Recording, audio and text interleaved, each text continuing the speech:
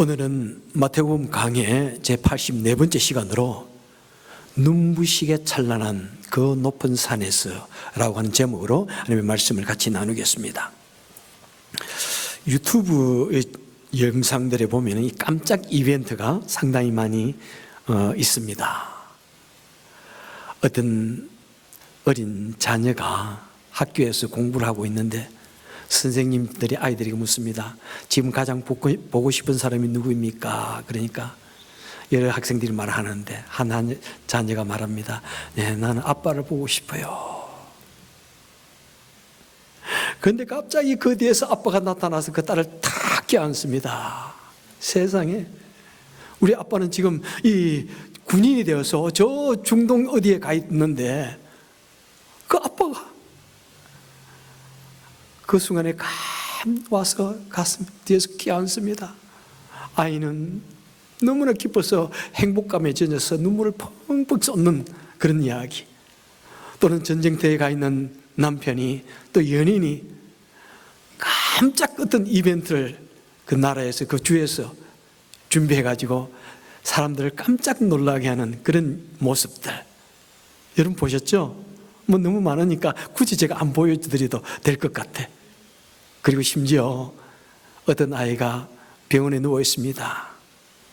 상당히 고통스러운 병으로 누워 있습니다.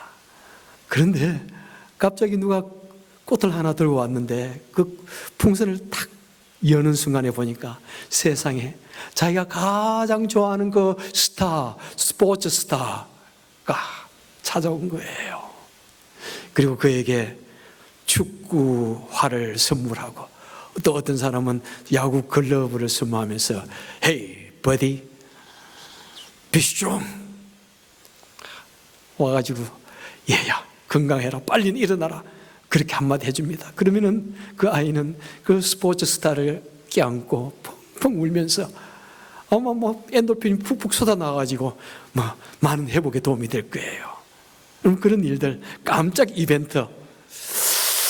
혹시 여러분 해본 분 계시나요? 여기에 한번 손 들어보세요. 나는 누구를 위해서, 아내를 위해서, 딸을 위해서, 남편을 위해서 깜짝 이벤트 해본 사람 계시나요? 세상에, 우리 교인들이 이렇게 또 멋이 없는 줄 몰랐네. 혹시 깜짝 이벤트를 당해본 분 계시나요? 손 들어보세요. 그거 너무나 슬프다. 아무도 없다니. 저는 그래도 2번이나 당했는데. 행여나 서프라이즈 파티 같은 거 당해본 분 계시나요? 그것도 없나요? 여러분은 정말 안타깝습니다. 예, 한번 그런 거 당해보면은 얼마나 놀라운지요. 그런데 오늘 본문에 보니까요, 저는 이것을 하나님께서 그 제자들 향하여 준비하신 하늘의 깜짝 이벤트라고 말씀하고 싶어요. 사실 오늘 본문의 오늘 제목을 하늘나라에서 준비한 깜짝 이벤트라고 이렇게 말하고 싶은데 또 너무 거룩한 사람들이 무슨 제목을 그렇다고 그렇게 세속적으로 준비하냐 그럴 것 같아가지고 제가 좀 참았습니다만은, 하여튼 이 제자들 입장에서 보면은 하나님께서 그들을 향하여 깜짝 이벤트를 지금 준비한 것입니다. 여러분, 자, 오늘 본문의 내용이 무엇입니까? 예수님께서 이 제자 3명 베드로와 야고보와 요한을 데리고 높은 산에 올라가셨다고 말씀합니다. 그런데 그곳에서 어떤 일이 있습니까? 예수님의 얼굴이 해같이 빛나고 옷이 빛과 같이 휘어지며 예수님께서 갑자기 놀랍게 변형되어졌습니다. 눈부시고 찬란한 모습으로 변화되어졌습니다. 그래서 신학자들은 이 사건을 일컬어서 변화산 사건이라고 말씀합니다. 이 산이 어떤 산인지는 정확하지는 않습니다. 그런데 그 눈부시게 찬란한 그 모습은 이 세상에서 만들어낼 수 있는 어떤 퍼포먼스가 아닙니다. 아무리 현대 찬란한 그런 스팟라이트를 가지고 그 대낮에 쬐는다고 할지라도 그토록 하얗게 옷이 하얀색으로, 밝은색으로, 찬란한 영롱한 색으로 변화될 수가 없는 것입니다. 그래서 이것은 오직 하늘나라에서만 그것을 향하여 비추는 깜짝 이벤트인 것입니다. 마가복음 9장에서 이렇게 말씀합니다. 똑같은 내용입니다. 옷에 광채가 나며 세상에서 빨래하는 자가 그렇게 희게할 수 없을 만큼 매우 희어졌더라. 여러분 상상되어지십니까? 우리 성가대원들께서 하얀 그런 계통의 옷을 입고 있지만은 너무나 옷이 하얘가지고 사람의 방법으로는 하얗게 할 수 없다는 것입니다. 사람의 방법으로는 그렇게 하얗게 밝게 찬란하게 만들 수가 없다는 것입니다. 여러분 아무리 우리가 밤에 주일학교 우리가 할 때마다 종종 스팟라이트를 해가지고 이 무대를 비추고 하지만은 낮에는요 어떤 스팟라이트를 켜도 보이지 않습니다. 한 번도 우리 네이버हु드 우리 이웃 초청 축제를 하면서 비디오 프로젝트를 쐈는데 하나도 안 보이는 거예요. 아니 교회에서는 왜 이렇게 잘 보였는데 왜 밖에서는 안 보이지 그랬는데 너무 빛이 밝으니까 최고 조도를 높여도 안 보이는 거예요. 그것은 오늘 하늘나라에서 바로 그 복음을 향하여 스팟라이트를 켜셨다 생각하시면 되는 것입니다. 성경에 보면은 종종 인간의 힘으로 알 수 없는 이 찬란한 빛이 이 세상에 나타나는 때가 있습니다. 창세기 22장에 보면은 야곱이 삼촌 라반의 집을 향해 가다가 베델에서 돌벨리게 하고 잠을 잡니다. 그런데 그 캄캄한 어두운 밤에 하늘에서 천사들이 오락 내리다가고 있다고 합니다. 얼마나 여러분 놀랍고 찬란한 광경입니까? 세상에 그렇게 아름다운 모습이 있었을까? 그리고 사닥다리가 놓였는데 그 위를 오르락 내리락 하는 그런 모습이 있습니다. 모세가 또 광야에서 양을 치고 있는데 갑자기 어느 날 그 가시덤불에서 그 황량한 사막에서 가시덤불이 불타오르기 시작합니다. 무슨 일인가 뭐 번개라도 맞았나 해서 가보았더니 그게 아니에요. 가시덤불이 불타는데 그 불이 사라지지 않냐고 그 속에서 하나님의 사자의 목소리가 나옵니다. 모세야. 그리고 예수님께서 탄생하실 때 들에서 양을 치는 목자들에게 갑자기 하늘에 오로라가 펼쳐듯이 환하게 펼쳐지면서 천군 천사들이 찬양을 하면서 예수님의 탄생을 고지합니다. 또한 사울이 바울 되기 전에 예수 믿는 사람들 잡기 위해서 다메섹 도상으로 가는 그 도중에 갑자기 하늘에서 강력한 스팟라이트가 비칩니다. 눈이 멀어버립니다.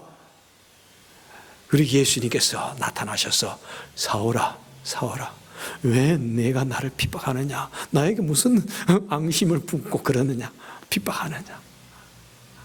여러분 이 모습은 무엇입니까? 우리 일반의 세계 속에 나타나신 하나님의 초자연적인 아름다운 빛의 모습은 무엇입니까? 하나님의 임재, 하나님 신적 현현이라고 그럽니다.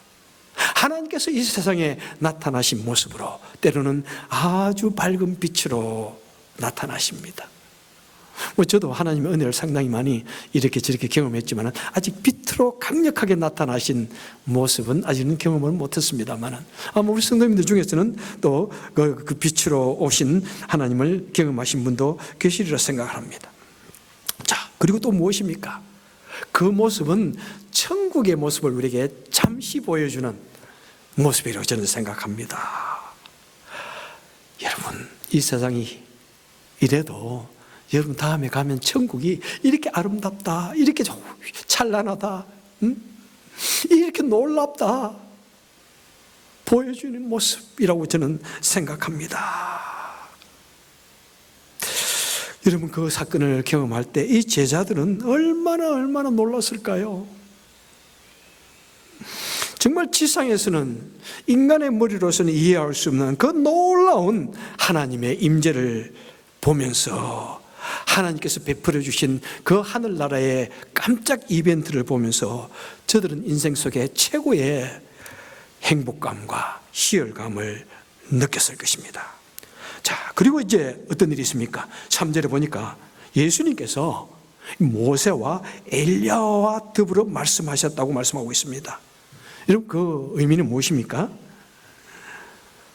자, 모세는 누구입니까? 율법의 대표자입니다. 엘리야는 누구입니까? 모든 선지자들의 대표자입니다. 자, 마태복음에서 나오는 상용군은 무엇입니까? 예수님께서 어떤 일을 하실 때마다 이는 선지자로 율법에 하신 말씀을 이루려 하심이라 그랬습니다. 그래서 그 말씀이 바로 구약에서 모세와 선지자들을 통해서 약속하셨던 그 메시아가 이제 이루어졌다. 그러면서 주시는 사건이 바로 모세와 엘리야가 그곳에서 오셔서 예수님과 더불어 말씀하시는 것입니다. 모든 유대인들에게 있어서 문제는 무엇입니까? 예수님을 메시아로 받아들이지 않습니다. 하나님 아들로 받아들이지 않았습니다. 그렇기 때문에 하나님께서 모세 엘리야를 보내셔가지고 공적으로 여러분들이 기다리던 그 메시아가, 그 다윗과 같은 그 데이비딕 메시아가 바로 예수다. 그러면서 나중에 보니까 또 하나님께서 구름 속에서 이는 내 사랑하는 아들이요, 그죠? 이렇게 하나님께서 또 인정해 주는 것을 보게 됩니다. 그래서 모세와 엘리야가 나타난 것은 바로 예수님이 하나님의 아들이심을 인정하는 공적 인정의 사건인 것입니다. 자, 그 다음에 세 번째로 이제 4절에 보니까 베드로가 이렇게 말합니다. 예수님, 우리 너무 좋습니다. 너무 좋습니다. 너무 좋았어요. 도대체 말로 표현할 수가 없습니다. 여기서 초막셋을 지어서 하나는 예수님을 위해서, 하나는 모세를 위해서, 하나는 엘리야를 위해서 짓기를 원합니다. 뭐 우리가 생각하는 그 허름한 그런 초막만을 말하는 것도 아닙니다. 그 당시 유대인들은 장막지리라고 있었잖아요.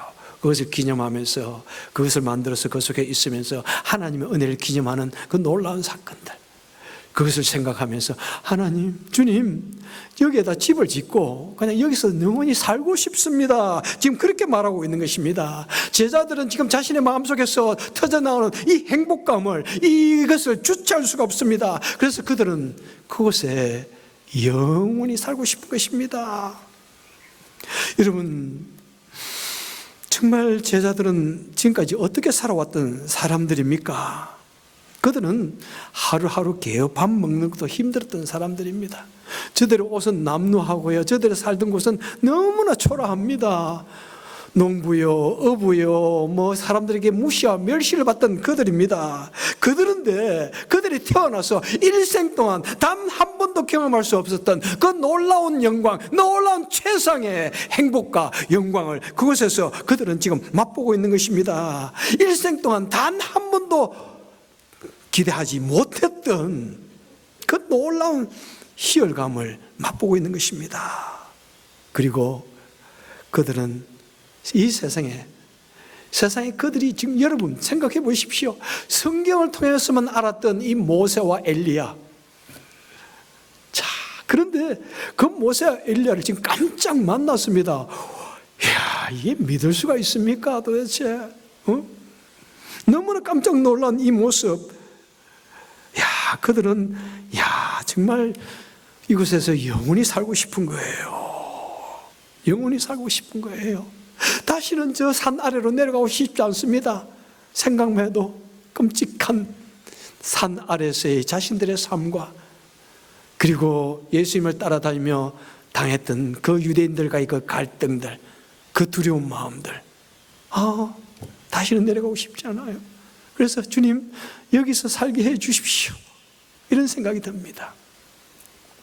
제가 여러분 성도님들에게는 여러 번 이렇게 간증을 했지만은, 제가 처음 예수님을 만난 건 물론 고등학교 정도 때 개인적으로 만난 경험이 있지만은, 강력한 하나님을 정말 제가 만나기 위해서 미국을 왔고 신학 공부도 중단을 하고 미국에 와서 하나님께서 나에게 바울처럼 만나 주시지 않으면 나는 목사가 안 될 것입니다. 그렇게 기도하고 미국에 왔는데, 그런데 정말 하나님께서 불쌍히 여기셔가지고 그토록 강력한 하나님을 만나게 해주셨어요. 얼마나 좋은지. 그래서 날마다 싱글싱글 웃고 바보 같아. 설교하면 하도 웃으니까 성도님들이, 목사님 설교하는 거예요? 웃는 거예요? 그러시더라고요. 너무너무 좋은 거예요. 너무너무 좋아서 견딜 수가 없어요. 그때까지만 해도 아내하고 툭탁 싸우던 적도 있었는데, 너무 좋으니까 아내가 무슨 말을 해도 그냥 막 웃게 되어져요. 그리고 제가 그때 드렸던 기도가 뭔지 아세요? 하나님, 예수님 다시 오신다고 그랬는데 오시려면 지금 오시면 안 될까요?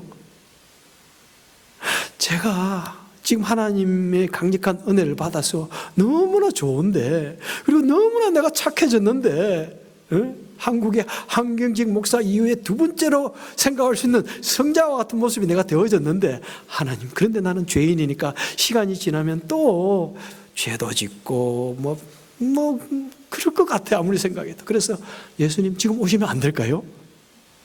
지금 오시면 좋겠습니다. 그때 아이들이 태어나기도 전인데, 난 아이들을 그렇게 좋아하는데도 그래도 그냥 예수님 지금 오시면 안 될까요?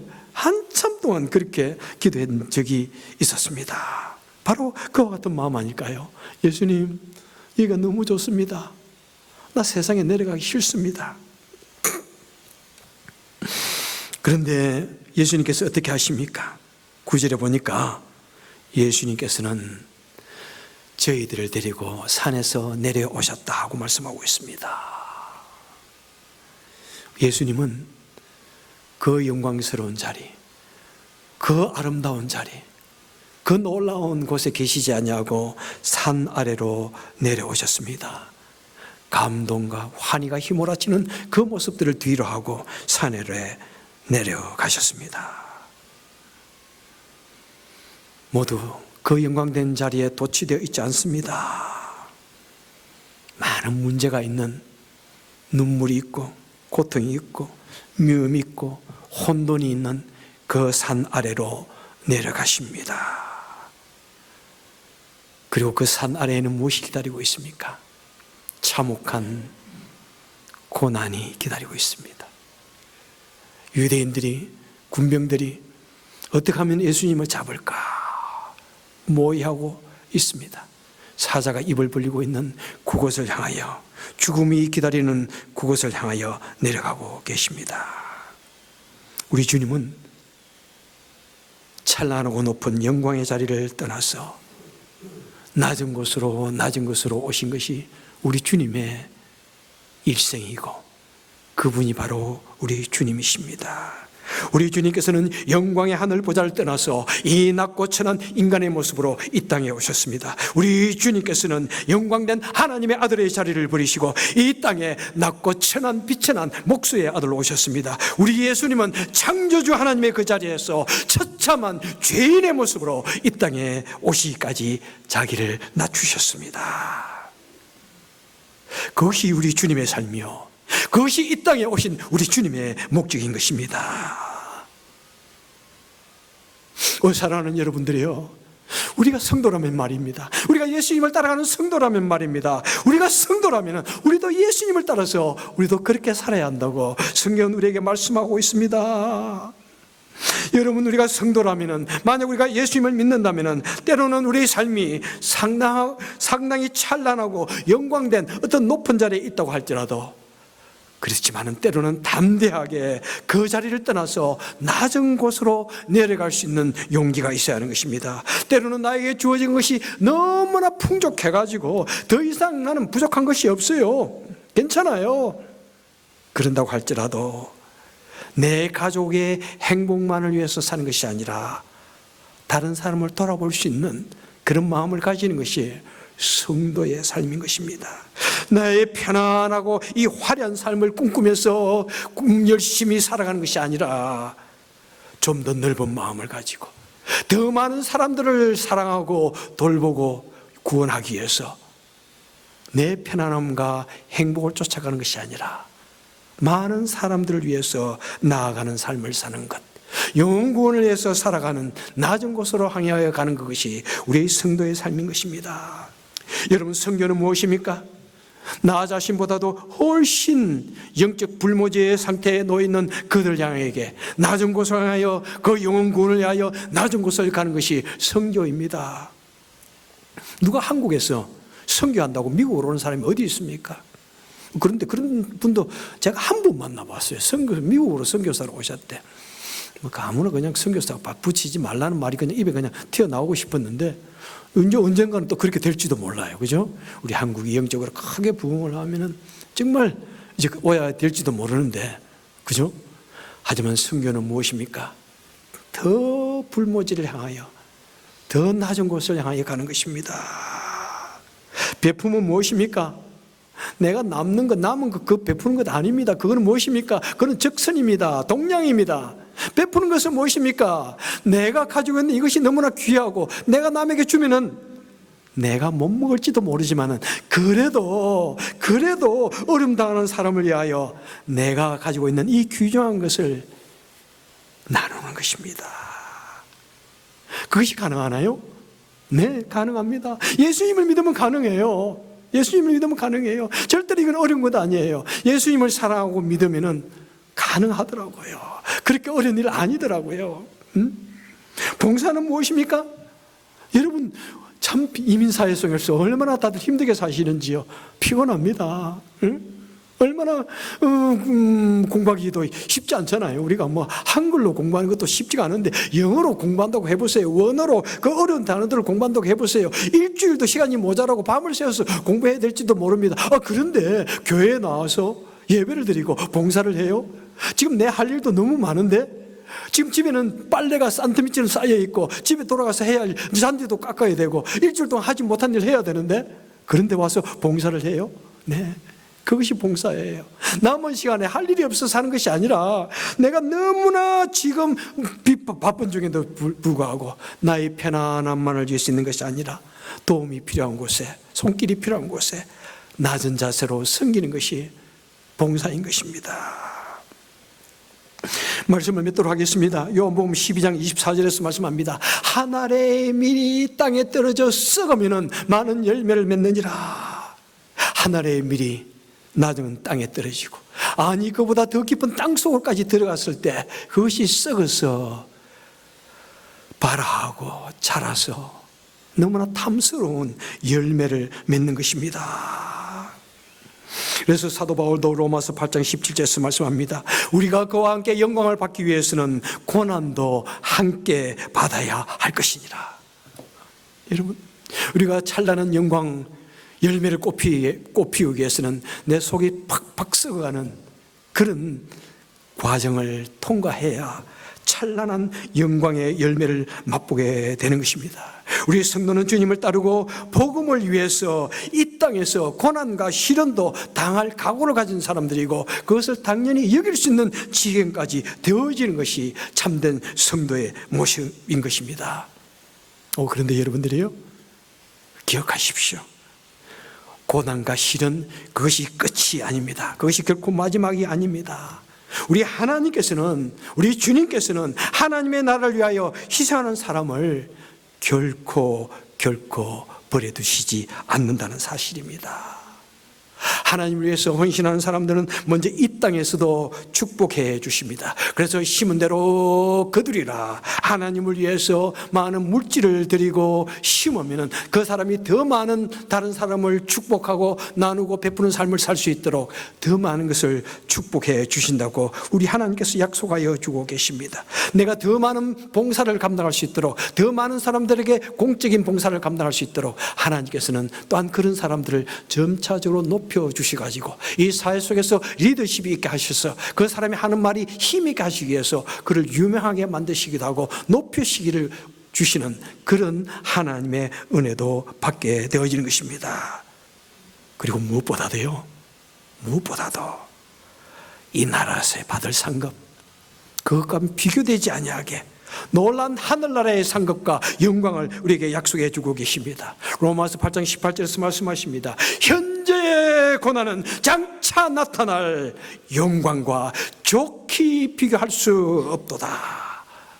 여러분, 우리가 이 땅에서 하나님을 섬길 때 당하는 그 시련과 고난, 아니 하나님을 섬김으로 인하여 이 땅에 받는 어떤 이 세상에서의 1차적인 축복, 여러분들이요, 그것하고는 조금도 비교되지 않다고 말씀하고 있습니다. 그것과는 좋게 비교할 수 없는 그 놀라운 영광, 그 놀라운 축복을 우리 하나님께서는 약속해 주고 계신다는 것입니다.